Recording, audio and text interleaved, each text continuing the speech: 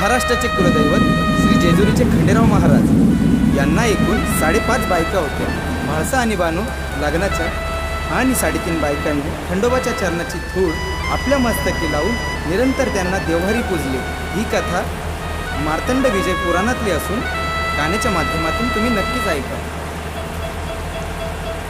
येळकोट